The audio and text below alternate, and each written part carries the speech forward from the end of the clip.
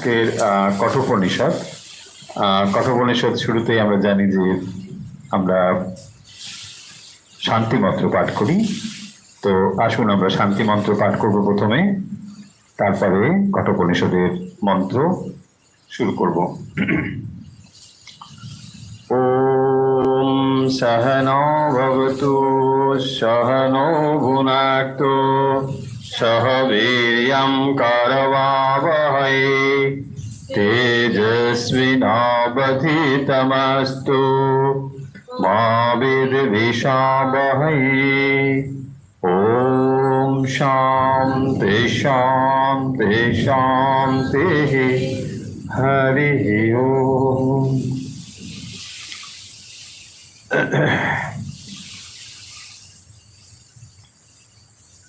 আমরা কঠোপনিষদের যে অংশ এর আগের দিন পড়ছিলাম, আপনারা জানেন যে আমরা প্রথম অধ্যায়ের দ্বিতীয় বল্লী পড়ছিলাম। তো উপনিষদ সম্পর্কে আশা করি নতুন করে বলার কিছু নেই। যারা উপনিষদ আমাদের আগের পাঠগুলো শুনেছেন তারা তো জানেনই যে উপনিষদ হলো বেদের সারভাগ। বেদের মধ্যে এক জ্ঞানকাণ্ড এবং দুই কর্মকাণ্ড রয়েছে। তো কর্মকাণ্ডের মধ্যে যাগযজ্ঞের কথা আমরা পাই, কিভাবে যজ্ঞ সম্পন্ন করতে হয় এবং যজ্ঞ সম্পন্ন করলে তার কি ফল লাভ হয়, এসবও আমরা পাই কর্মকাণ্ডের মধ্যে। কিন্তু বেদের জ্ঞানকাণ্ডের মধ্যে রয়েছে পরাজ্ঞান, আত্মজ্ঞান লাভের কথা, এবং সেটি আমরা পাই উপনিষদ বা বেদান্তের মধ্যে। তো বেদান্তের যে অংশে আমরা এই বেদের সারভাগটি পাই তাকেই আমরা বলি উপনিষদ। তো উপনিষদের মধ্যেও আবার অনেক রকম উপনিষদ রয়েছে, সে কথা আমরা আগেও বলেছি বহুবার, যে উপনিষদের মধ্যে রয়েছে প্রধান উপনিষদ, আবার কতগুলো রয়েছে অপ্রধান উপনিষদ। মোটামুটি 11টি উপনিষদকে প্রধান উপনিষদের মধ্যে ফেলা হয়, এবং এগুলোই আচার্য শঙ্কর তার ভাষ্য রচনা করেছেন। এগুলোকে মেজর উপনিষদ বলা হয়। তো এই রকমের মধ্যে ঈশো, কঠ, কেন ইত্যাদি এসব রয়েছে। আমরা সেগুলোরই কঠোপনিষদ নিয়ে আলোচনা করছি, এবং কৃষ্ণ যজুর্বেদী ওই কঠোপনিষদের মধ্যে বল্লী রয়েছে মোট 6টি, 2টি অধ্যায় এবং তার মধ্যে 6টি বল্লী। এবং এই বল্লীর মধ্যেই বিভিন্ন মন্ত্রে এখানে যমরাজ এবং নচিকেতার মধ্যে ডায়ালগ হচ্ছে, কথাবার্তা হচ্ছে, এবং তার এই ভেতর দিয়ে, কথাবার্তার ভেতর দিয়েই যে উপনিষদের মূল যে উপজীব্য বিষয় সেইটি তুলে ধরা হয়েছে। আমরা সেটি পড়ছিলাম, এবং প্রথম অধ্যায়ের প্রথম বল্লীতে যমরাজ এবং নচিকেতার মধ্যে যে কথোপকথন হয়েছে, সেখানে নচিকেতা সেই আত্মতত্ত্ব লাভ করতে চেয়েছেন, এবং যমরাজ তাকে এই বিষয়টির পরিবর্তে অন্যান্য নানা জাগতিক উন্নয়নের বিষয় বা মৃত্যুর পরে যাতে সে স্বর্গলোক ভোগ করতে পারে, এই সমস্ত বিষয় তাকে বলা হয়েছিল বা বলেছিলেন। অথচ আমরা দেখব যে নচিকেতা সেগুলোতে রাজি হননি। তখন তিনি কেবলমাত্রই আত্মতত্ত্ব লাভ করতে চান, এইটি তিনি বলেছেন। আমরা এই অবস্থাতে প্রথম অধ্যায়টি, প্রথম বল্লীটি শেষ করেছি। এরপরে আমরা দ্বিতীয় বল্লী পড়ছিলাম।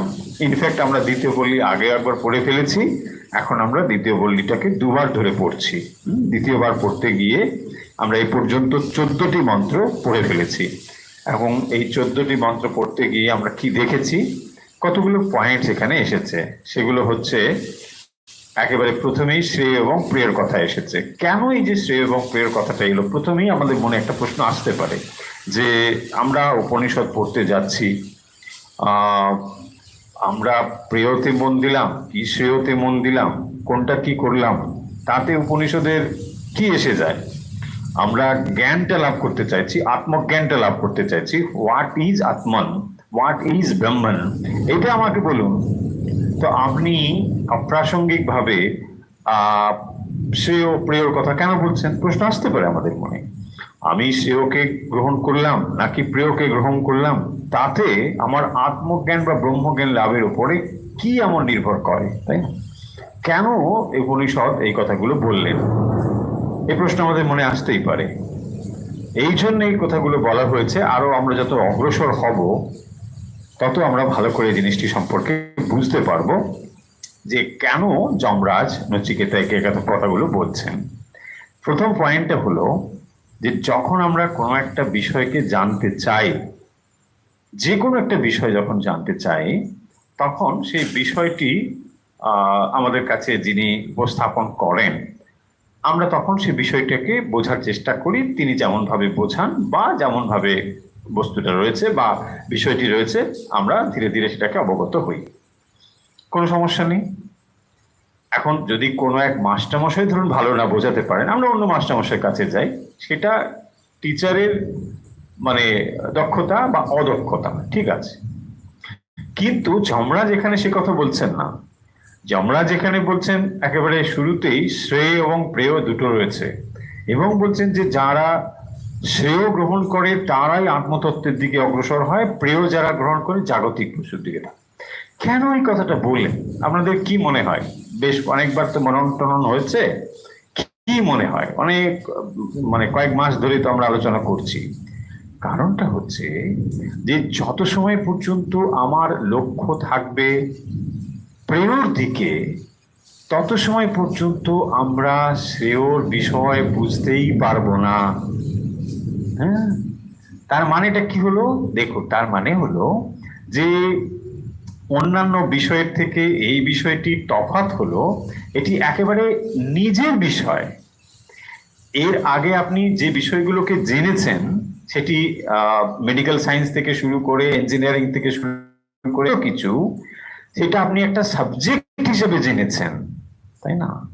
তার মানে এটার থেকে সম্পূর্ণ আলাদা একটা জিনিস, মানে আপনার থেকে সম্পূর্ণ আলাদা একটা জিনিস আপনি জেনেছেন। বাট এখন আপনি যেটা জানতে চেয়েছেন সেটা আসলে আপনার নিজের ব্যাপারে, অ্যান্ড সেইটার জন্যই আপনি নিজে যদি না প্রিপেয়ার হন, তাহলে এটাকে আপনি দেখতেই পাবেন না, বুঝতেই পারবেন না। দ্যাটস হোয়াট, এইটাই হচ্ছে সেই জন্য এত বেশি কঠিন এবং এত বেশি মানে মননের প্রয়োজন রয়েছে। যখন আপনি একটি মেডিকেল সায়েন্স পড়ছেন বা ইঞ্জিনিয়ারিং পড়ছেন, বিষয় নিয়ে পড়ছেন, তখন কিন্তু এই প্রশ্নগুলো আসবে না। তখন আপনাকে বলা হবে না যে আপনি শ্রেয়কে নিয়েছেন না প্রেয়কে নিয়েছেন। নো নো নো, এটা কোনো ব্যাপারই নয়। আপনি শ্রেয়কে নিতেই পারেন, প্রেয়কে নিতে পারেন, কিচ্ছু এসে যায় না। কিন্তু যখন এটি আত্মতত্ত্ব বিষয়ে আসবে, এটা জাস্ট সেলফ, এবং এই সেলফকে জানার জন্য আপনার কাছে কি ইনস্ট্রুমেন্ট আছে। এবারে সেকেন্ড পয়েন্টটায় আসছি। প্রথম হচ্ছে আমাকে জানার জন্য, অ্যান্ড দ্বিতীয় হচ্ছে কোন ইনস্ট্রুমেন্ট দিয়ে জানবো। এখানে ইনস্ট্রুমেন্ট মানে আমার ইন্দ্রিয়াস অ্যান্ড মাইন্ড, তাই না? কারণ আমরা যখন কোনো বস্তুকে জানছি, আমার সঙ্গে কি রয়েছে? সেন্স অর্গানস, আমার জ্ঞানেন্দ্রিয় রয়েছে, অ্যান্ড জ্ঞানেন্দ্রিয় এবং সিক্সথ ইন্দ্রিয় হচ্ছে মাইন্ড, মন ষড়যন্ত্র। তাহলে মন, এবারে চক্ষু কর্ণ নাসিকা ইত্যাদি সব রয়েছে। এবারে যে ইনস্ট্রুমেন্ট অ্যান্ড মাইন্ড দিয়ে আমরা অবজেক্টটাকে জানবার চেষ্টা করছি, সেই অবজেক্টটিকে জানতে গেলে তাহলে ইনস্ট্রুমেন্ট গুলোকে ঠিকঠাক হতে হবে, তা নাহলে কিন্তু বুঝতে পারবো না, তাই না? ইনস্ট্রুমেন্ট ঠিক না হলে আমরা যেটা দিয়ে পরীক্ষা করতে চাইছি, তাহলে সেই যন্ত্র যদি ভুল থাকে, হবে আপনার মাপনিটাই ভুল, হ্যাঁ, আমরা ব্যালেন্সটাই ভুল, তো আপনি যেটা মেপে যেটা করবেন, রেকর্ড করবেন, সেটা ভুল হয়ে যাবে। এক্স্যাক্টলি ওটাই হলো। এবারে পয়েন্ট নাম্বার 3। পয়েন্ট নাম্বার 3 হচ্ছে যে যে বিষয়টাকে আমরা জানতে চলেছি, যেটা আত্মা অর ব্রহ্ম, এটাকে অবজেক্টিফাই করা যায় না। এই হচ্ছে থার্ড পয়েন্ট। এটাকে কোনো বিষয় রূপে জানা যায় না। মানে এটা আরেকটু ক্লিয়ার করতে হবে। যখন আমরা কোনো একটা জিনিসকে জানি তখন সেটাকে বিষয় রূপেই জানি। আমাদের ইন্দ্রিয়ের এটাই হচ্ছে লিমিটেশনস।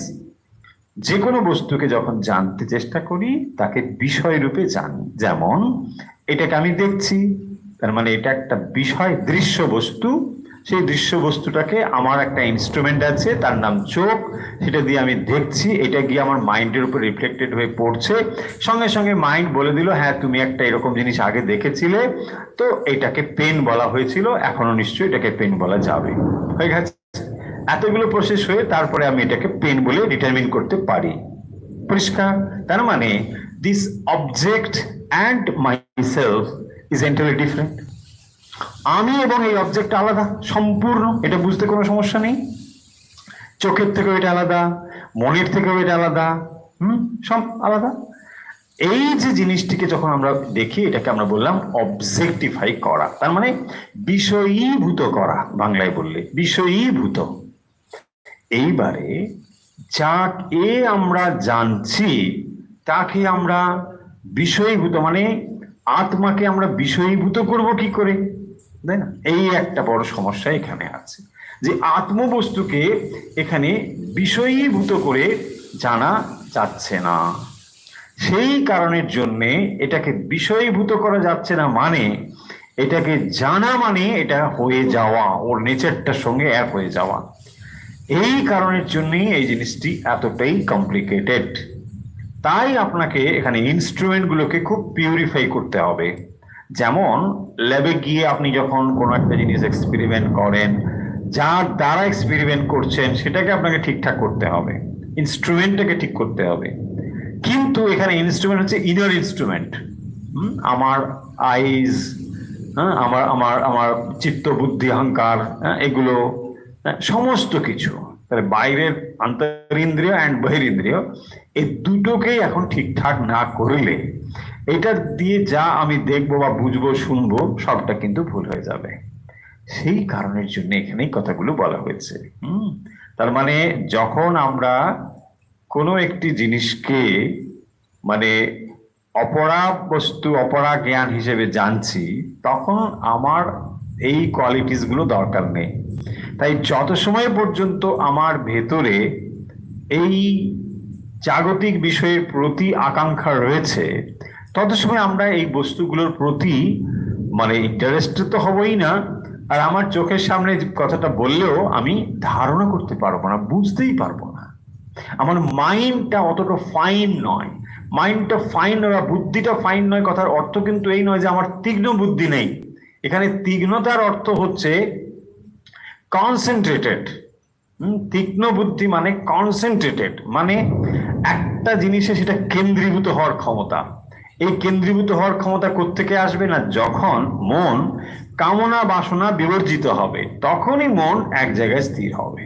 মন না স্থির হওয়ার কারণই হচ্ছে মনের উপরে কামনা বাসনা রয়েছে।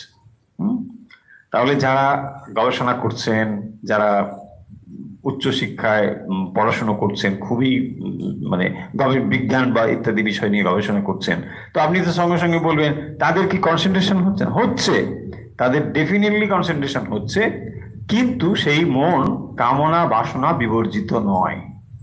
কামনা বাসনা বিবর্জিত হলে যে মনের অবস্থা হবে, সেই মনটি কনসেন্ট্রেট মানে ওই একটি বস্তুতে কেন্দ্রীভূত হতে পারবে।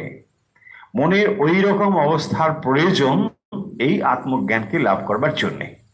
এবং এই কারণের জন্য এত ভনিতা, এত বিষয়গুলো এখানে বলতে হচ্ছে যমরাজকে।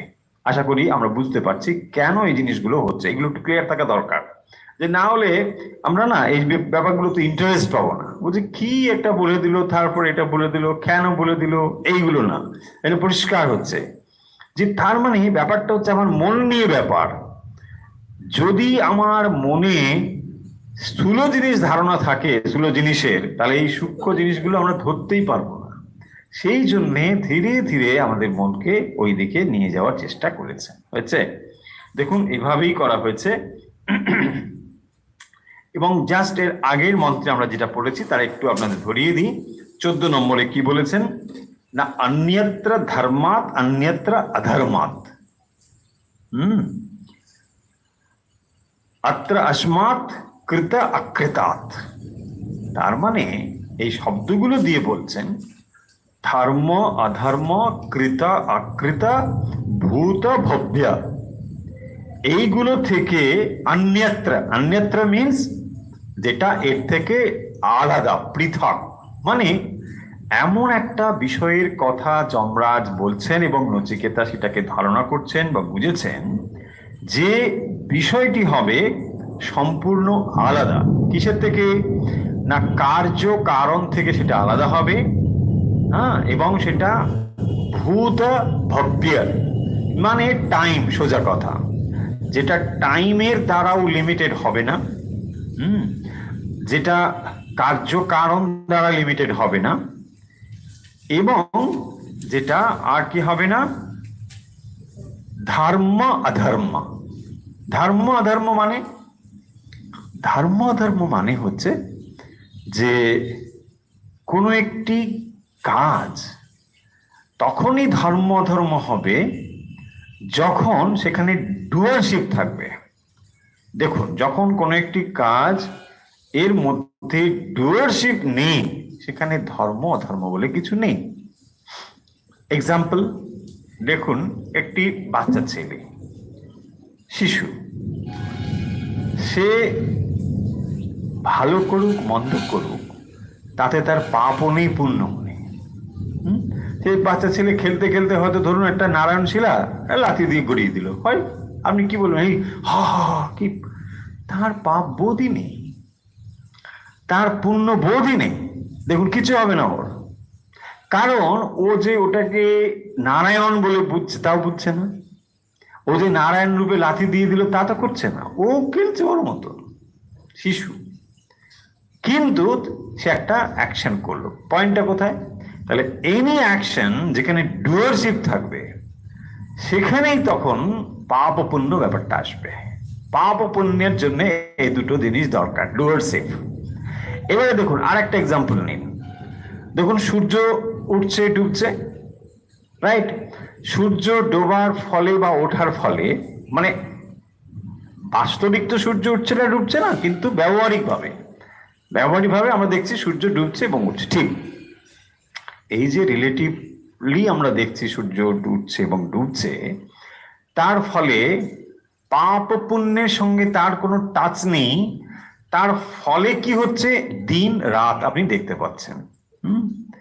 রাত যাকে আপনি বলছেন সেটাও যে অ্যাবসেন্স অফ সূর্য তা তো নয়, সেটা সূর্য আছেই। তবুও এই যে দুটো জিনিস ঘটে চলেছে, আমরা যদি ডার্কনেসটাকে পাপ এবং আলোটাকে পুণ্যের সঙ্গে তুলনা করি, তাহলে এই দুটোর সঙ্গে সূর্যের কোনো ব্যাপার? বলছেন না, আমি কিছু জানি না, আমি আমার মতন আছি। তোমরা এটাকে দিন দেখো, কখনো রাত দেখো, কি কিনা বলুন? এক্স্যাক্টলি ওটাই। আত্মা হচ্ছেন এই দুটোর থেকে সম্পূর্ণ আলাদা, যার ভেতরে কোনো ডুয়ারশিপ নেই, তার জন্য এটা ঘটছে, কিন্তু তিনি এর থেকে সম্পূর্ণ আলাদা। এই জিনিসটি মানে বোঝানোর জন্য এই কথাগুলো বলেছেন। তার মানে নচিকেতা বলছেন যে যমরাজ, আপনি যে আত্মার কথা বলছেন সেটা হচ্ছে টাইম, স্পেস অ্যান্ড কজিশন এর বিয়ন্ড, এর বাইরে। এটা টাইমকে তৈরি করে, but it is not time. সূর্য দিন রাত তৈরি করে না, রাতেও সূর্য আছে, দিনেও সূর্য আছে। সূর্যের জন্য আমরা রাত দিন দেখছি, প্রকাশ দেখতে পাচ্ছি। সূর্য তার জন্য দায়ী নয়, সূর্য রেসপন্সিবল। কথাটা বুঝলেই তাহলে আমরা বুঝতে পারবো যে কিভাবে আনঅ্যাটাচড আত্মা আছেন বলেই এই জিনিসগুলো ঘটছে। যখন কেউ পাপ করছে, তাহলে এটা রিলেটিভলি পাপ পুণ্য ব্যাপারটা। একটা কাজকে কোনো একটা অ্যাঙ্গেল থেকে পাপ বলা যাবে, আবার কোনো একটা অ্যাঙ্গেল থেকে তাকে পুণ্য বলা যাবে, যাবে কিনা? আপনি যাকে খুব ভালো কাজ বলে ভাবছেন, যেটা খুব পুণ্য কাজ করছি, তার ভেতরেও কিছু না কিছু খারাপ লুকিয়ে আছে। স্বামীজি বলেছেন, স্বামীজি তার কর্মযোগে বলছেন যে, আমি কর্মযোগে যখন তিনি লেকচার দিচ্ছেন, বলছি দেখো আমি এখন কথা বলছি, তোমরা শুনতে পাচ্ছ। এখন কত ছোট ছোট জীবাণু সব মরে যাচ্ছে। তাহলে আমি তোমাদের কাছে ভালো কাজ করছি বলে ভাবছো, কিন্তু ওরা তো ভাবছে যে আমরা মরে যাচ্ছি, আপনি কথা বলা বন্ধ করুন, তাই না? তার মানে অ্যাপারেন্টলি দেখলে কোনো ভালো কোনো মন্দ সব কিন্তু রিলেটিভ ব্যাপার। যেটা অত্যন্ত খারাপ বলে মনে হচ্ছে যে কাজটা, তার মধ্যে দেখবেন কোনো একটা পয়েন্ট আছে ভালো, ডেফিনেটলি আর কত একটা ভালো সৃষ্টি করছে। এইটি মানে ব্যাপার। তার মানে পাপ এবং পুণ্য থেকে যিনি, যার ফলে এটা ঘটছে, তিনি এর থেকে সম্পূর্ণ আলাদা। এইটা তার মানে এটা গেল একটা। দ্বিতীয়ত এবারে এটা আমরা দেখবো কার্যকারণ। একটা দেখলাম তাহলে কি, এখানে বলা হয়েছে ধর্ম অধর্ম, মানে একটাতে ভালো একটাতে মন্দ, এই যে জিনিসটি। আচ্ছা, আর একটা বলা হলো মানে কার্য এবং কারণ, কৃত আকৃত। কৃত এবং আকৃত একটাকে আমরা যখন কার্য এবং কারণ বলছি, কোন রেসপেক্টে আমরা কার্য কারণ বলি? কার্য এবং কারণ যখন একটাকে বলছি কার্য, ওটাই পরক্ষণে কারণ হয়ে যাবে। একটা থেকে একটা হলো এটা কার্য, এটা হলো কারণ। এই যেটা এখন বলছি কার্য, ওটাই আর একটার কারণ, তাই না? ওটাই আর একটার, দেখুন এইভাবেই চলেছে। গাছ এবং বীজ, তো বীজ থেকে গাছ হলো, আবার ওই ওই করে করে চলছে। সেই জন্য দেখবেন এই প্রশ্নটা আপনি উত্তর দিতে পারবেন না, বা এটা একটা কমপ্লিকেটেড, যে গাছ আগে না বীজ আগে। আগে পেছনে কিছু বলার নেই, এই জন্যে যে এটা টাইমের দ্বারা বাউন্ড নয়। যাকে আপনি কজ বলছেন ওটা টাইমের রিলেটিভ দৃষ্টিভঙ্গি থেকে ওটাকে কজ বলা যাচ্ছে। টাইম যখন নেই, ওটা কজ কি ওটা ইফেক্ট বলা মুশকিল, তাই না? এই পয়েন্টটা বুঝতে হবে।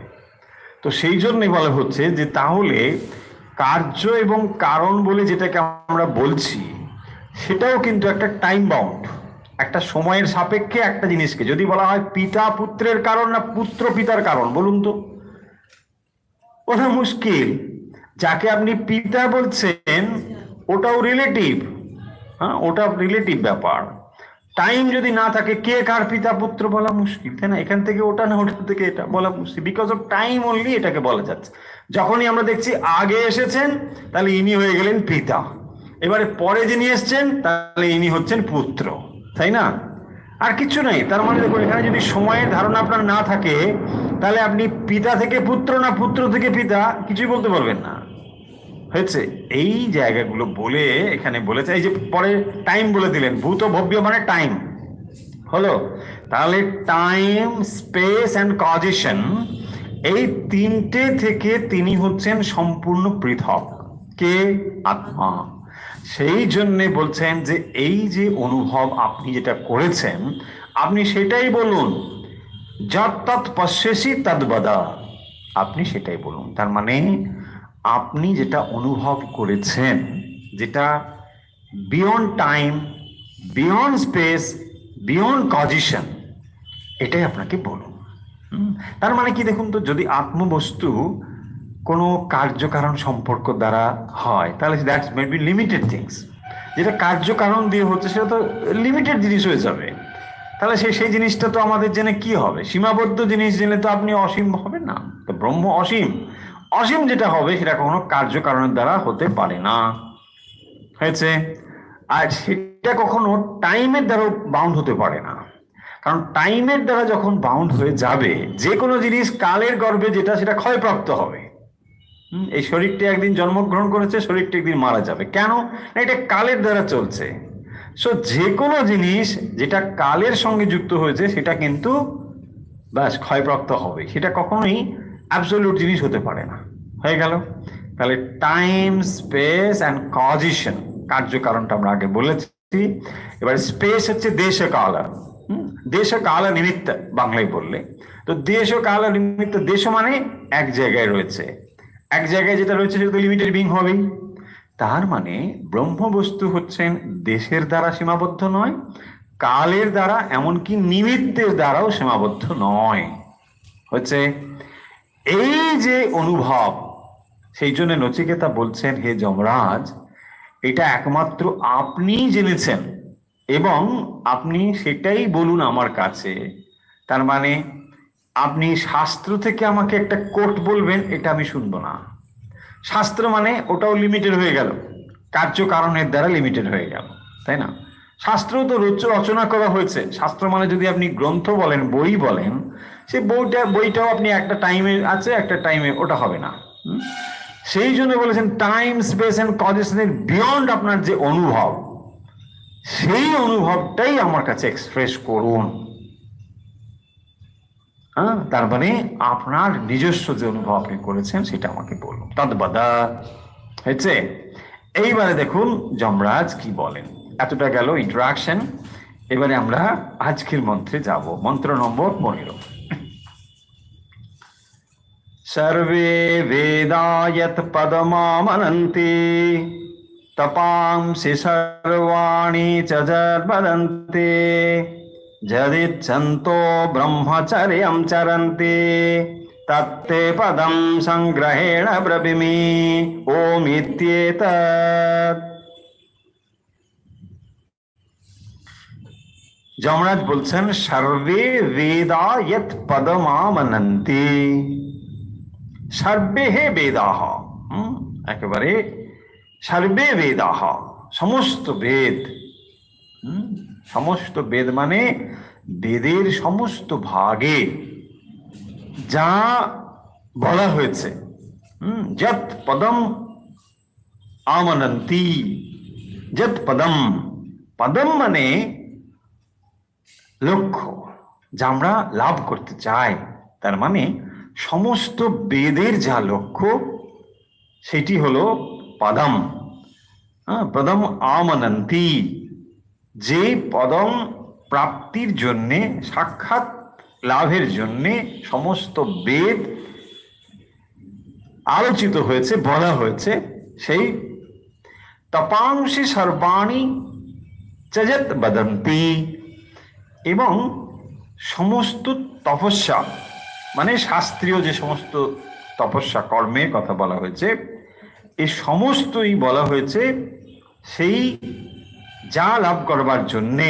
সেটা কি এখনো বলেননি, কিন্তু সর্বে বেদা যৎ পদমামনন্তি, যেই পদপ্রাপ্তির জন্যে সমস্ত বেদ যার চর্চা করে থাকেন, তপাংসি সর্বাণি চযৎ বদন্তি, সমস্ত তপস্যা শাস্ত্রে যে কথাটি বলা হয়েছে, যদিচ্ছন্ত ব্রহ্মচর্যম চরন্তি, যৎ ইচ্ছন্তি, যেইটি লাভ করবার জন্যে ব্রহ্মচর্যম চরন্তি, ব্রহ্মচর্য আচরণ করা হয়, পালন করা হয়, তত্তে পদম সংগ্রহেণ ব্রবীমি। তত্তে পদম, তৎ সেই পদম, তে আমি বলছি তোমাকে, পদম সংগ্রহেণ ব্রবীমি। সংগ্রহেণ মানে মানে মানে ছোট করে, সংক্ষেপে, হ্যাঁ, ছোট করে তোমাকে আমি ছোট করে সেটা বলছি। সংগ্রহেণ ব্রবীমি, আমি বলছি। তো তখন যমরাজ বলছেন এই সমস্ত বেদ যে লক্ষ্যবস্তুকে সামনে রেখে তার জ্ঞান প্রতিপাদন করছেন, এবং সমস্ত শাস্ত্র পরম্পরাক্রমে যাকেই মানে উদ্দেশ্য করে এই তপস্যাদি কর্ম সমস্ত করছেন, এবং যার প্রাপ্তির জন্যে ব্রহ্মচর্য ব্রত অনুষ্ঠান করা হয়, তাকেই লক্ষ্যবস্তু বলা হচ্ছে, এবং তাকে তিনি বলছেন, আমি সংক্ষেপে বলছি, এবং সেটি হচ্ছে ওঙ্কার। ওম, ওম ইতি এতৎ, ওম ইতি এতৎ। দেখবেন এইটি ভগবত গীতাতেও বলা হয়েছে। ভগবত গীতাতেও এই ওঙ্কারের কথা বলা হয়েছে। এখানেও যমরাজ সেই কথা বলছেন। তাহলে এখানে 15 নম্বর মন্ত্রের অর্থ কি হবে না, সমস্ত বেদ যার কথা বলছেন, তার মানে বেদের মধ্যে কত মন্ত্র রয়েছে, কর্মকাণ্ড, জ্ঞানকাণ্ড, কত কিছু রয়েছে, কিন্তু এই সমস্ত কিছুর একটি উদ্দেশ্য রয়েছে।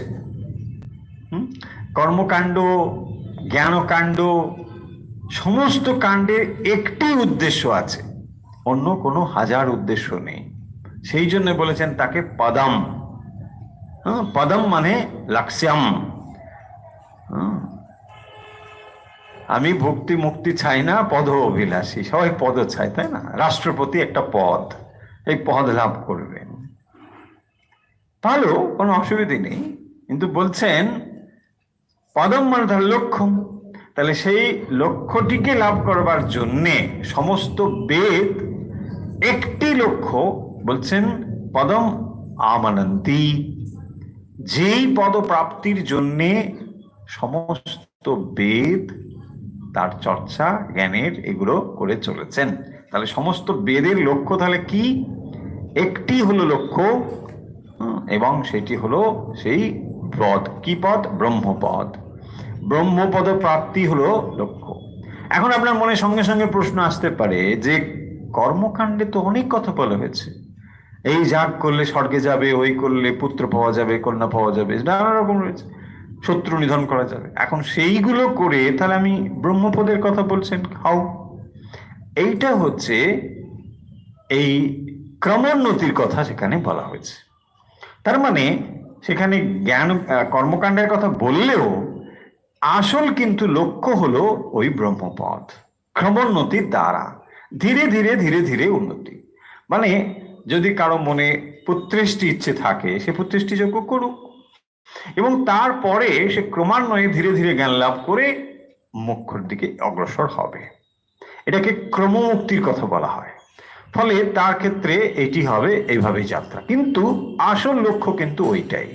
এক্সাম্পল ধরুন, আপনি একটা বাস্তব এক্সাম্পল, আমরা একটা ওই ক্যারাম খেলছি, রাইট? ক্যারামের মধ্যে কি থাকে? অনেকগুলো, মানে আপনি স্ট্রাইকার দিয়ে গুটিগুলোকে মারছেন, তো ওটা কি করছে দেখুন, এখানে একবার লাগলো, ওখানে একবার লাগলো, নানা জায়গায় স্ট্রাইক করছে, কিন্তু আপনার কোনোটা স্ট্রাইক করাটা উদ্দেশ্য না, উদ্দেশ্য হচ্ছে ওই পকেটটাতে গিয়ে ফেলা, তাই না? এক্স্যাক্টলি। তো আপনি কিন্তু কি করছেন? ডাইরেক্ট পকেট হিট করছেন না, আপনি এইদিকে হিট করছেন। আপনার মনে হবে এটা কি, আরে আপনি এদিকে হিট করছেন কেন, পকেট তো ওই অ্যাঙ্গেলে। বাট নো, এইটা এইখানে হিট করলে ওটা এইখানে হয়ে ওইখানে হয়ে আবার ওইখানে গিয়ে পড়বে, ইজ ইট নট? সো এইটাই হচ্ছে ব্যাপার। এক্স্যাক্টলি। তার মানে প্রত্যেকটা হিটের আপনার একটা উদ্দেশ্য আছে, এটাকে বলে লক্ষ্য। সো এই লক্ষ্যটা হচ্ছে ওই দিকে ওই মানে পকেটের মধ্যে নিয়ে ফেলতে হবে। সেটাই এখানে বলেছেন সর্বে বেদা ইয়ৎ পদমামনন্তি। তাহলে সমস্ত বেদের একটাই লক্ষ্য ওইভাবে করা। যদিও হয়তো সে এখন আপনার মনে হবে আরে সে এখন পুত্রেষ্টি যজ্ঞ করছে, হ্যাঁ, এখন শত্রু নিধন যজ্ঞ করছে, আর আপনি বলছেন ওইদিকে, কিন্তু ওটাই তাকে ধীরে ধীরে ওইদিকে নিয়ে যাবে। হয়েছে? তারপরে দেখুন বলছেন তপাংসি সর্বাণি চজত বদন্তি। তপাংসি, তপাংসি শব্দের অর্থ হচ্ছে শাস্ত্রীয় কর্ম। তপাংসি, আচার্য শঙ্করও বলছেন তপাংসি সর্বাণি চজত বদন্তি। তো তপাংসি হচ্ছে, অন্যত্র বলা হচ্ছে তপসা কলমশমহন্তি। তপস্যা কেন করা হয়? হ্যাঁ, চিত্তশুদ্ধির জন্য। কলমশমহন্তি, পাপ দূর করে তপস্যা। তপাংসি সর্বাণি চজত বদন্তি। তাহলে সমস্ত তপস্যার উদ্দেশ্য কিন্তু সেই একটি, যে লোকে তপস্যা করছে নানা রকম। দেখুন এখানে এত পরিষ্কারভাবে বলছেন, তার মানে তপাংসি যদি ওই একটি উদ্দেশ্যের জন্য না হয়, তাহলে সেই তপটির কোনো উদ্দেশ্য নেই, মানে মূল্য নেই, সিগনিফিকেন্স কিছু নেই। আপনি যদি লক্ষ্য স্থির করে ওই গুটিটাকে স্ট্রাইকারটা দিয়ে হিট করেন, যদি সেটা ওইটাই আপনার লক্ষ্য না হয় পকেটে ফেলা, তাহলে এটা কোনো হিটের কোনো মানেই হয় না। আপনার টার্গেটটা তো ওটাই হতে হবে। এক্স্যাক্টলি। তপাংসি, আমরা তপাংসি অনেক রকম অর্থ হয়, যেমন অর্থ হয় নয়, মানে অনেক রকমের তপ হতে পারে। শারীরিক হতে পারে, মানসিক হতে পারে, বৌদ্ধিক হতে পারে, অনেক রকম হয়। হ্যাঁ, শারীরিক তপস্যা করছে, হেঁটে হেঁটে নর্মদা পরিক্রমা করছে, শারীরিক তপস্যা হতে পারে, কোনো সমস্যা নেই, এরকম একটা তপ হতে পারে। মানসিক বাচিকও হতে পারে, যে তিনি সত্যে প্রতিষ্ঠিত থাকবেন, এটা বাচিক তপস্যা। মানসিকও হয়, মানসিক মানে মনের ওপরে কোনো কিছুকে তিনি আসতে দেবেন না, আচ্ছা, এইভাবে একটা তপস্যা তিনি করছেন, হতে পারে, কোনো অসুবিধা নেই। কিন্তু এইখানে মনে রাখতে হবে, এই সমস্ত তপস্যাগুলোর লক্ষ্য হবে কিন্তু একটি, এটা হচ্ছে ব্রহ্মবস্তু লাভ। সেটা ডাইরেক্ট হতে পারে, ইনডিরেক্ট হতে পারে। ডাইরেক্ট ইনডিরেক্ট হতে পারে, হয়তো সরাসরি সেটাকে করছে না, হয়তো একটা দুটো স্টেপ গিয়ে হতে পারে। আসল ব্যাপারটা কি, তাহলে তপস্যার দ্বারা কি হয়, চিত্তশুদ্ধি হবে, এবং চিত্তশুদ্ধ হলে সেখান থেকেই ব্রহ্মবস্তু লাভ হবে। তাহলে এইটা যদি আমার উদ্দেশ্য না হয়, তাহলে এই তপগুলোর কোনো মানে নেই। এইটা যদি আমরা না বুঝি, তাহলে আমরা দেখব যে যারা যারা শারীরিক নানা রকম কাণ্ড কারখানা দেখায়, আমরা ভাবি কি বিরাট তপস্যা হচ্ছে, তাই না?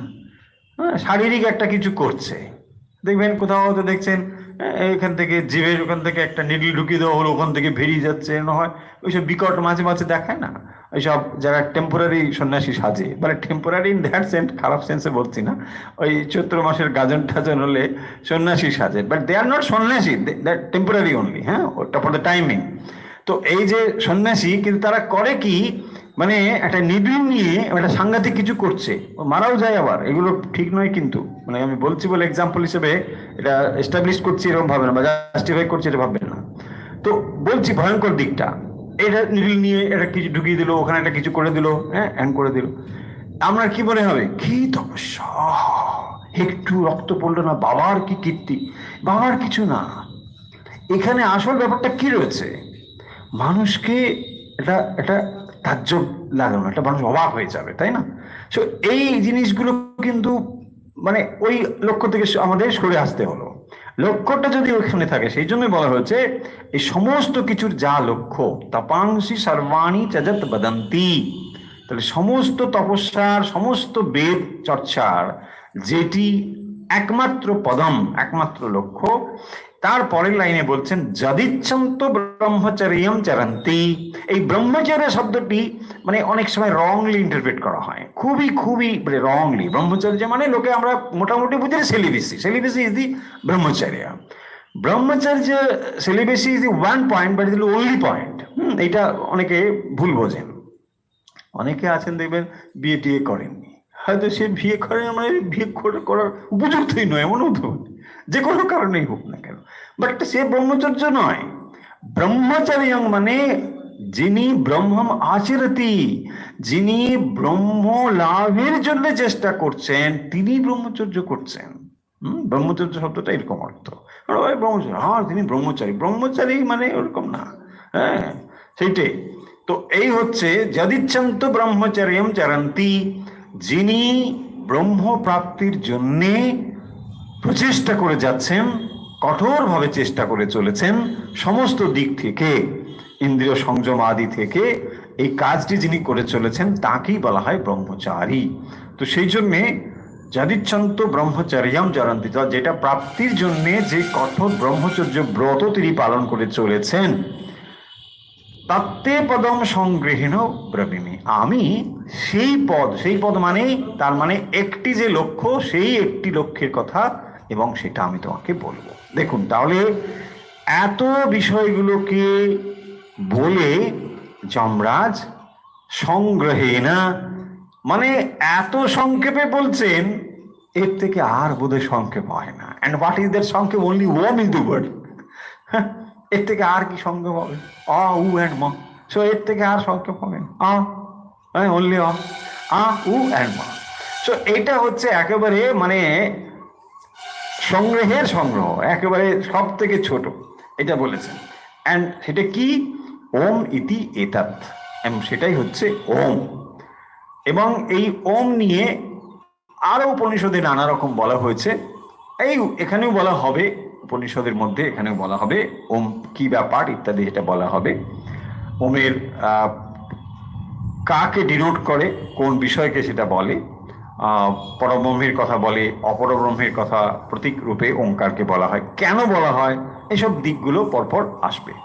কিন্তু আজকে যমরাজ যে কথাটি তাকে বল, তাহলে প্রশ্ন কি ছিল দেখুন, আগেরটার সঙ্গে মিলিয়ে নিন। 14তে কি বলা হয়েছিল? যে টাইম স্পেস অ্যান্ড কজিশনের বাইরে যে সত্য আছে এবং যে সত্য আপনি লাভ করেছেন, আপনি আমাকে সেটা বলুন। হয়েছে? তার মানে আপনি আমাকে কোনো একটা জিনিস রেফারেন্স দিয়ে বলে দিলেন, আমি সেটা শুনবো না। আপনি আমাকে বলুন হোয়াট ইউ হ্যাভ অ্যাচিভড, আপনি হোয়াট ইউ হ্যাভ রিয়েলাইজড, আপনি কি জেনেছেন, and what is beyond time, beyond space and beyond causation, কার্য কারণ সম্পর্ক। এই অবস্থার বাইরে আপনি যেটাকে অনুভব করেছেন, সেই যে ব্রহ্ম, যা কর্তাও নয় অকর্তাও নয়, যা সময়ের দ্বারা নির্দিষ্ট নয়, সেই রকম যে মানে বস্তু, ব্রহ্ম বস্তু, সেইটি আপনি আমাকে বলুন। এবং তার উত্তরে যমরাজ এই পরেরটি মানে বলেছেন, এবং সেখানে কি বলেছেন না, সর্বে বেদা যৎ পদমামনন্তি, সর্বে বেদাহা, সমস্ত বেদ, যৎ পদম আমনন্তি, যার সেই পদম মানে ব্রহ্মকে, ব্রহ্মবস্তু, তাকে লক্ষিত করে, তাকেই ডিনোট করে, তাকেই বোঝানোর চেষ্টা করে। তাহলে সমস্ত বেদ যে ব্রহ্মর কথা বলেন, দেখুন এত বেদে এত মন্ত্র রয়েছে, হ্যাঁ, এত তার ভাগ রয়েছে, কত কিছু রয়েছে। বেদ মানে তো একটা সমুদ্রের মতো, অথচ সেই সমুদ্রের ও একটা প্রধান জায়গা রয়েছে, এত বড়, কিন্তু তার লক্ষ্য কিন্তু একটা জিনিসের প্রতি, এবং সেটাই হচ্ছে ব্রহ্ম। দেখুন, যদি ওইটা বাদ দিই তাহলে এই বেদের আর কোনো ভ্যালু নেই। ব্রহ্ম বাদ দেবার পরে যদি বেদটাকেই আমরা ইটসেলফ ধরি, সেটা আর কোনো দাম নেই। তার মানে আপনার মাইন্ডসেটটা কিভাবে আপনাকে তৈরি করতে হবে এটা আপনি ভেবে নিন। আপনি এমন হতে পারে, এই বেদ নিয়ে দেখুন চর্চা চলছে, বেদ নিয়ে পড়াশোনা চলছে, বেদ নিয়ে একটা বিরাট সার্টিফিকেট দেওয়া হচ্ছে, বেদ নিয়ে বিরাট ডক্টরেট দেওয়া হচ্ছে, নাথিং, ইউজলেস, যদি না লক্ষ্যটা ওই ব্রহ্মপ্রাপ্তি হয়। ইউজলেস মানে ওটা হচ্ছে ভুক্তই না তো মুক্তই, ও তারা ভোগ হয়ে যাবে। আপনি ডক্টরেট হয়ে গেলেন, বিরাট ডক্টরেট, আপনি বিরাট প্রাইজ টাইজ পেলেন, আমি ক্রিটিসাইজ করছি ভাববেন না, এটা হতে পারে, এই পর্যন্ত হতে পারে, কিন্তু আপনি ব্রহ্ম কি সেটা আপনি জানবেন না, ব্যাস হয়ে গেল। তাহলে এত বেদ জানলেও যদি ওই বস্তুটিকে না জানা হয়, তাহলে এগুলোর কোনো ভ্যালু নেই, কোনো ভ্যালু নেই। দেখুন, এই আপনার মাইন্ডসেট যদি না হয়, তাহলে আপনি ওই দিকে লক্ষ্যই করতে পারবেন না, বলতে দূর এসব কি বলছে, ভেদে ডক্টরেট করতে হবে, ডক্টরেট পোস্ট ডক্টরেট করবো, আরে হোয়াট পোস্ট ডক্টরেট করবে, বোঝা যাচ্ছে? যখন আপনার মাইন্ডসেট ওটাতেই পড়ে আছে, আপনি তার থেকে যে অন্য একটা জিনিসকে রেফার করা হচ্ছে বেদ, এটা আপনি বুঝতেই পারবেন না, ধরতেই পারবেন না। সেই জন্য তো মাঝে মাঝে আমি বলি, দেখুন ইউনিভার্সিটিতে কত দর্শন পড়ানো হচ্ছে, যারা শুনছেন তারা তো দর্শনের ছাত্রছাত্রী থাকতেই পারেন, কত দর্শন টর্শন পড়ে করেছে, কিন্তু দর্শন হয়েছে কি, মানে কোনো কিছু দর্শন করেছেন? দেখুন কিছুই দর্শন নেই, সেই দর্শন ওখানেই থেকে গেছে। ওই নম্বর পেয়েছেন, বা ফার্স্ট ক্লাস পেয়ে গেছেন, খুব আনন্দ হয়েছে, সবাই হাততালি দিয়েছে, কিন্তু ওখানে যে কথাগুলো বলা হয়েছে আজ তো সেই কথাগুলোই বলা হচ্ছে। দেখুন, এইগুলো হয়তো আপনি কঠোপনিষদ অনার্সে পড়ে এসেছেন, কেউ কেউ কেউ কেউ মাস্টার্সে পড়েছেন, তো পড়েছেন তো এগুলো, কিন্তু তখন সেটা ওই পড়ার জন্যই পড়া। এখানে কিন্তু তা বলছেন না, সমস্ত বেদের ওটাই হচ্ছে লক্ষ্য। তার মানে আপনি যা কিছু করছেন, এই প্রত্যেকটি কথার খুব ইনার মিনিং আছে। যা কিছু আপনি করছেন, যত আপনি পড়াশুনো করছেন, যা কিছু করতেন, তার একটাই লক্ষ্য, একটা ছাড়া দ্বিতীয় কোনো লক্ষ্য নেই। প্রধান লক্ষ্য হলো একটি, শ্রীরামকৃষ্ণ সেটা ভালোভাবে বলে দিয়েছেন, এবং ওটাই। এছাড়া আর যেগুলো উপলক্ষ্য, লক্ষ্য না কিন্তু উপলক্ষ্য যেগুলো হয় সেগুলো হচ্ছে বাই প্রোডাক্ট, হ্যাঁ, ওগুলো উপলক্ষ্য। আপনি এটা লাভ করতে চাইলে বাকিগুলো এসে জুটে যাবে, কিন্তু সেটা আপনার টার্গেট থেকে যদি দূরে হয়ে যায়, তাহলে ওটা আপনি লাভ করতেই পারবেন না, ওখানে যদি মন থেকে যায়। দেখবেন সেই জন্যে পতঞ্জলি যোগ দর্শনে নানা রকম যোগ বিভূতির কথা বলা হয়েছে, যে যখনই আপনি যোগ সাধন করবেন অনেক রকম আসবে, এগুলো এসে জুটবে। দূরশ্রবণ, আপনি দূরের কিছু শুনতে পাবেন, আবার দূরদর্শন এরকম হয়ে যেতে পারে। আপনি হঠাৎ মাইন্ডসেট কোথাও একটা জায়গায় আপনি এমন ফিক্স করলেন, ওই পুরো ভিশনটা আপনার কাছে এসে গেল, হঠাৎ করে যোগীদের এরকম এসে যেতে পারে, সে নিজে অবাক হয়ে যায়, আরে কি ব্যাপার, এই প্রত্যেকের এটা চিত্র দেখছি, এসে যেতে পারে। বাট ওই দিকে যদি সে মাইন্ডটাকে দিয়ে দেয়, তাহলে ব্যাস হয়ে গেল, সর্বনাশ, আর অগ্রসর হতে পারবে না। তার মানে যোগীকেও দেখুন কত জিনিস বাদ দিয়ে দিয়ে তবে ওয়ান পয়েন্টেড হতে হয়। এই সমস্ত কিছু হচ্ছে ওই ওয়ান পয়েন্টেড, এটাই বোঝানোর জন্য এখানে এই পদম আপনি বলছেন। পদম হচ্ছে ওটাই। সো আনলেস আপনি ওই জিনিসটিকে বোঝেন, তাহলে আপনি এগুলো বুঝতেই পারবেন না, সেটাই এখানে বলছেন। তারপরে কি বললেন, তপাংশি সর্বাণী, তার মানে সমস্ত শাস্ত্র, তপাংশি শব্দের অর্থ ব্যাপক অর্থ, যত শাস্ত্রীয় আপনি কর্ম করছেন সমস্ত তপাংশির মধ্যে পড়বে। যত আপনি শাস্ত্রীয় কর্ম মানে যেটা অনলি ডোন্ট ডু, এইটা ইনজাংশনটা রয়েছে, করো না, এটা বাদ দিয়ে যা কাজ তাই শাস্ত্রীয় কাজ, তাই না? শাস্ত্র আপনাকে তো বলে দিয়েছে না, এটা করো, এটা করো, এটা করো, ইয়েস। ওই সমস্ত যা আপনি করছেন সবটাই তপাংশি, সবটাই তপস্যা। তো সেইটার কিন্তু একটা লক্ষ্য আছে, তাই না? প্রত্যেকটি তপস্যার একটি লক্ষ্য আছে, এবং সমস্ত তপস্যার হাইয়েস্ট যেটা, সেটা হচ্ছে এই পদম, ব্রহ্ম পদম। সমস্ত তপস্যার ওটাই হচ্ছে হাইয়েস্ট, ওইখানে নিয়ে যাবে। যদিচ্ছন্ত ব্রহ্মচর্যম চরন্তি, এবং ব্রহ্মচর্যেরও এটাই হচ্ছে হাইয়েস্ট লক্ষ্য, যে ব্রহ্মপ্রাপ্তি। সেই জন্যে তিনি সত্য কথা বলেন না, তিনি অস্তেয় করেন। কেন করেন? ওইটির জন্যে তিনি ব্রহ্মবস্তু লাভ করতে চান, সেই জন্য তিনি এগুলো করেন। তা না হলে এগুলো কোনো মানে নেই, সেটাই বলা হচ্ছে। ব্রহ্মচর্য ইটসেলফ কোনো মানে নেই যদি না সে ব্রহ্মে মনকে স্থাপন করতে পারে, সেই জন্য এটা বলা হয়েছে। তারপরে যমরাজ বলছেন তত্তে পদম সংগ্রহেণ ব্রবীমি, তত্তে পদম, এই যে পদম, সেই ব্রহ্মপদ, তোমাকে সেই বিষয়েই তো আমি বলবো। যমরাজ নচিকেতাকে বলছেন নিশ্চয়ই সেটা আমি তোমাকে বলবো, কারণ আগে তোমাকে সেই বিষয়ে আমি দেখে নিয়েছি, তুমি হচ্ছে উপযুক্ত অধিকারী, কারণ তোমার ভেতরে এই জানবার আগ্রহ রয়েছে, তুমি এটাকে জানতে চাও, এবং এই জানা কেবল কৌতূহল চরিতার্থের জন্য জানা নয়। অনেক সময় আমাদের জানার ইচ্ছেটা হয় কৌতূহলের বসে, দেখা যাক কি আছে একটু, না, এই কৌতূহলের বশবর্তী হয়ে আমরা বেশি দূর যেতে পারি না, তাতে আবার একটু পরে ইন্টারেস্ট হারিয়ে, দূর এতে তো ওই খালি একই কথা দেখছি গেজর গেজর, কিন্তু তা নয়, এর মধ্যে অনেক কিছু রয়েছে।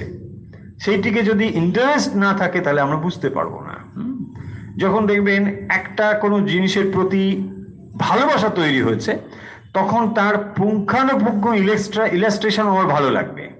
ধরুন ভক্তরা যেমন যে কৃষ্ণকে ভালোবাসে, তখন তার কৃষ্ণের বর্ণনা শুনতে ভালোবাসবে, বলছে তার অধর এরকম, তার বাঁশি এরকম, বলছে দূর একটা লোকের এত কি এমন বল, কিন্তু ওটা তার কাছে অত্যন্ত মধুর, কারণ সে প্রত্যেকটা দেব তার ভালোবাসাকে পাচ্ছে। ঠিক সেরকম ভাবে যদি এই বিষয়গুলোর প্রতি আমাদের ভালোবাসা থাকে, কখন থাকবে না, যখন জাগতিক বিষয় থেকে টু সাম এক্সটেন্ট মাইন্ডটাকে আমরা তৈরি করতে পেরেছি যে এই বিষয়গুলোই আমাদের সত্যি সত্যি জানতে হবে।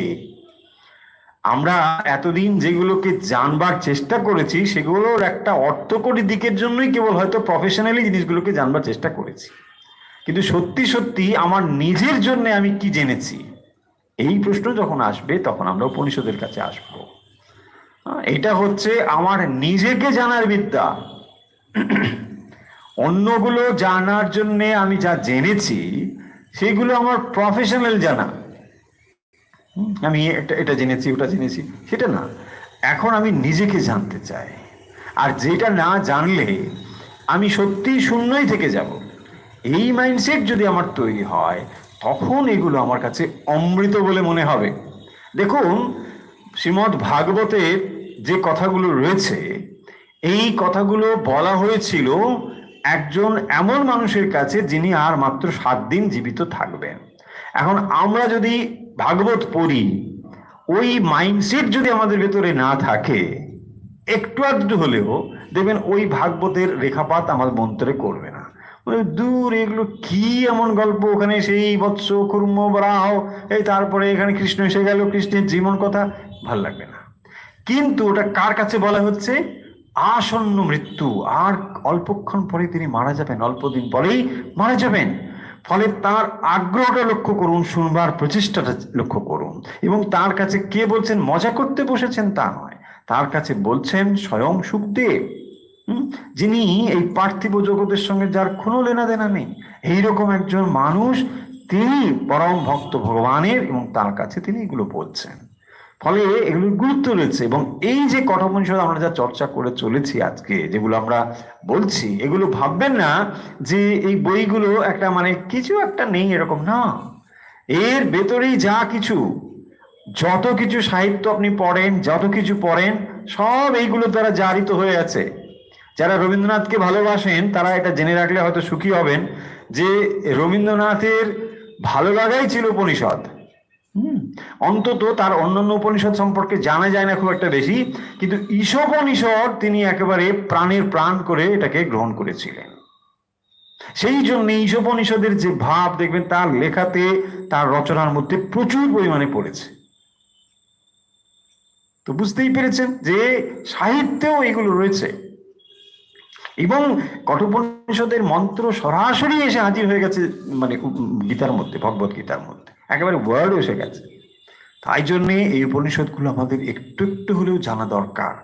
এ কথার অর্থ কিন্তু এমন বলছি না যে গৃহত্যাগী হয়ে আপনাকে সন্ন্যাসী হয়ে ছুটে পালাতে হবে, একথা বলা হচ্ছে না। বরং আপনি আপনার জায়গা থেকে ওই জিনিসগুলোকে জানতে পারেন। সে জানার সুযোগ যখন এখন রয়েছে, আমরা এগুলো জানতে পারি। আর যন্ত্রের সুবিধার ফলে আমরা পৃথিবীর যে কোনো প্রান্তে থেকে এখন এগুলো জানতে পারি, তাই না?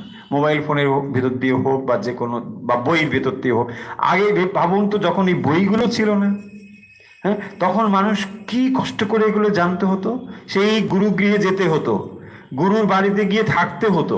মহিলারা পারতো না, কেবল পুরুষরা, জেনে রাখুন। মানে বৈদিক যুগের কথা বলছি। ছেলেরা ওই রকম গিয়ে ওখানে থাকতো, মেয়েদের প্রশ্নই নেই, মেয়েদের পড়াশোনার কোনো দরকার নেই, ওর পড়তোই না। যেগুলো আমরা পাই এক্সেপশনাল। তো ওই ছেলেরা তখন ওখানে গুরু গৃহে থাকবে। আচ্ছা, গিয়ে গুরু ওই গরু চড়ানো সমস্ত কাজ করবে, তারপরে ওই পড়াশুনো যা হওয়ার এইসবগুলো হবে। তার মানে গুরুর সঙ্গে একেবারে একসঙ্গে থেকে তবে এই বিদ্যা অর্জন করতে হতো। এখন তো এটা ওরকম নয়।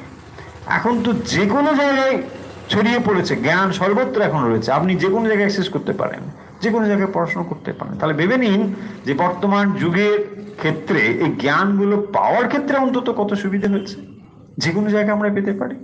সেদিক থেকে তো আমরা এমন একটা যুগে এখন বাস করছি, অনেক সুবিধে এগুলো। তো এই জ্ঞানগুলো আমরা একটু তো জানবো, এগুলো জানা দরকার। এটা জানলেই যে আপনাকে সন্ন্যাসী হয়ে যেতে হবে এমন কোনো মানে নেই। আর সন্ন্যাসী হয়ে যাওয়া অত সহজও নয়। সন্ন্যাসী মানে আমি সন্ন্যাসী হয়ে যাবো বললেই সন্ন্যাসী হয়ে যাবো, এটা ওরকম না। এটার জন্য একটা বিরাট প্রস্তুতি প্রয়োজন রয়েছে, সেই কথাটাই এখানে বলছেন। তাহলে আমরা আজকে শেষ করব। আমরা আজকে পড়লাম 15 নম্বর মন্ত্র। প্রাকৃতিক দুর্যোগ, আজকে বাইরে বাইরে হয়তো কোথাও এখনো বৃষ্টি সৃষ্টি বা ঝড়ের তাণ্ডব চললেও চলতে পারে। তো আজকে আমরা পড়লাম যমরাজ নচিকেতাকে তার 14 নম্বর প্রশ্নের যে অভিপ্রায় ছিল, জিজ্ঞাসা ছিল, তার উত্তরে তিনি 15 নম্বর কথাটা বলেছিলেন। এবং সেখানে তিনি কি বলছেন যে পদম অর্থাৎ সমস্ত বেদ উপনিষদ এবং সমস্ত তপস্যার যা লক্ষ্য, ব্রহ্মচর্য পালনেরও যা লক্ষ্য, তা তিনি সংক্ষেপে বলবেন। এবং সেটি হলো ওঙ্কার। সেই ওঙ্কার মানে এই পরব্রহ্মকে তিনি একটি প্রতীক রূপে এস্টাবলিশ করছেন। এখন কেন প্রতীক রূপে বলছেন সে বিষয়ে আমরা এরপরে আসবো। ডিটেলস মন্ত্র রয়েছে, আমরা সেগুলো পরে পরে আসবো, যে কেন যমরাজ একটা প্রতীক নিয়ে আসছেন। তাই না? দেখুন, এইগুলো আমাদের কাছে যখন বোঝাবে না, তখন বোঝানোর জন্য তাকে সিম্বল নিতে হচ্ছে, প্রতীক নিতে হচ্ছে। যেমন ধরুন, আমি কোনোদিন হিমালয় দেখিনি, তাই না? এখন আমার কাছে যদি কেউ হিমালয় বোঝান, কি বোঝাবেন? বলছে জানো না, বিরাট একটা জিনিস। কি? বা সমুদ্র বলছে জানো, বিরাট একটা ব্যাপার, বিরাট তর্জন, বিরাট ঘটছ, কিচ্ছু আমি বুঝবো না, তাই না? সেই জন্যে আমাকে তখন একটা প্রতীকী ধারণা দিতে হবে। হ্যাঁ, এই প্রতীকটিকে দিয়ে তুমি যদি ধীরে ধীরে অগ্রসর হও, তখন একটা বড় কিছু তুমি বুঝতে পারবে। সেই জন্যে আমাকে একটা প্রতীকের ধারণা দিতে হয়, এবং সেই কারণের জন্য এটা প্রতীকের বিরাট ভূমিকা রয়েছে। সেটি ধীরে ধীরে মন্ত্রে আসবে, আমরা সেটা ভবিষ্যতে সেটা নিয়েই আলোচনা করব। তাহলে আজকের আমরা পাঠ এখানে শেষ করছি।